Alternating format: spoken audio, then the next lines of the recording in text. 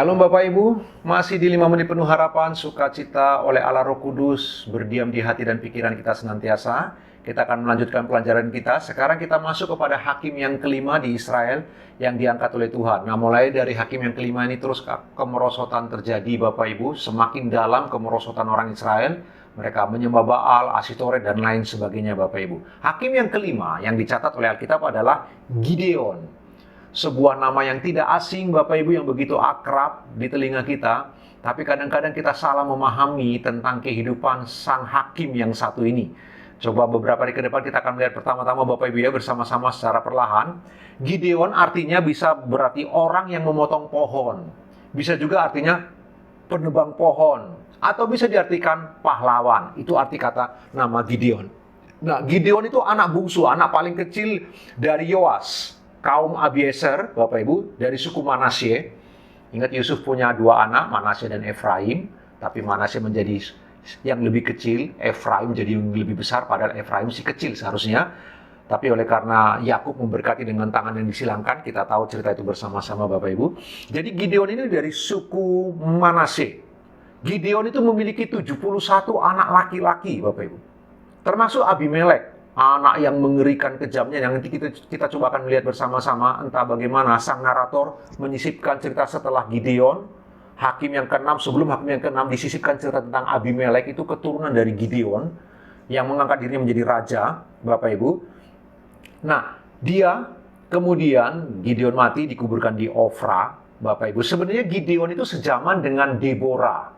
Cuman kalau Deborah itu pelayanannya, wilayahnya ada di Betel sana sebagai hakim, maka Gideon itu di Oprah, Bapak Ibu. Begitu juga dengan Ehud dan Samgar. Hakim yang kedua Ehud yang beberapa waktu lalu kita sudah belajar. Ehud dan Samgar itu satu masa, satu periode yang sama, tapi wilayah mereka yang berbeda. Di masa Ehud menjadi hakim, kelaparan terjadi di Bethlehem. Naomi kemudian pergi bersama dengan suami dan dua anak laki-lakinya, yang kemudian bertemu dengan Ruth. Itu di zaman hakim Ehud, Bapak Ibu, hakim yang kedua.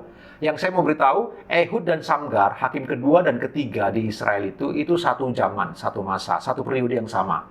Begitu juga Deborah dan Gideon, satu periode yang sama, tapi beda wilayah, Bapak Ibu dikasih Tuhan. Kita tahu ceritanya bersama-sama, beberapa cerita tentang Gideon sangat terkenal Bapak Ibu. Waktu Gideon menjadi hakim, sebelumnya orang Israel mengalami masa tenang di masa Deborah itu, Bapak Ibu, 40 tahun, tetapi kemudian seperti biasa orang Israel berlaku curang, berlaku salah di hadapan Tuhan, sehingga Tuhan mengizinkan penindasan terjadi.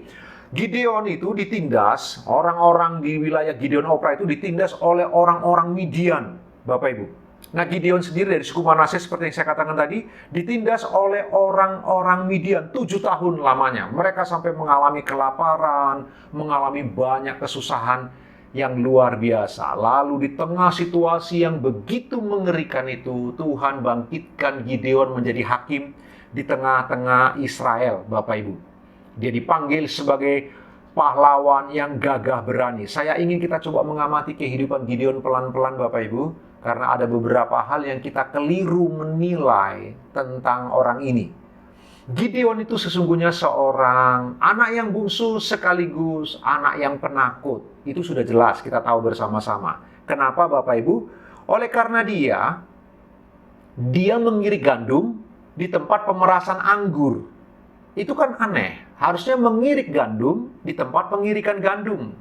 Tapi karena mereka ditindas oleh orang Midian, dia takut. Dia sengaja menggunakan kamuflase, Bapak Ibu. Dia mengirik gandum di tempat pemerasan anggur. Sehingga mungkin musuh diharapkan tidak menduga ada orang mengirik gandum di tempat pemerasan anggur. Yang dilakukan Gideon sedang ingin memberitahu kepada kita sebenarnya bahwa Gideon seorang yang penakut sebenarnya. Anak yang bungsu, kecil, dari suku yang kecil, suku Manasye, Bapak Ibu yang dikasih Tuhan, sehingga dia bisa dikategorikan orang yang tidak cocok menjadi seorang pahlawan. Tapi faktanya Tuhan memilih Gideon. Gideon kemudian menjadi pemimpin yang cukup luar biasa, baik kekuatannya maupun kelemahannya, Bapak Ibu yang dikasih Tuhan.